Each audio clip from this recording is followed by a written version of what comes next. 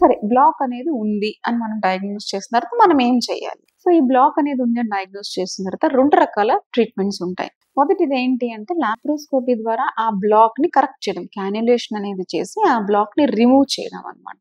అదొక treatment. Next ఒకవేళ ఈ బ్లాక్‌ని కరెక్ట్ చేయలేకపోయాము అనుకోండి, లేకపోతే చేసినా మనకి ఫలితం లేదు అన్నప్పుడు ఐవీఎఫ్ ట్రీట్మెంట్ అనేది చాలా చాలా హెల్ప్ అవుతుందన్నమాట.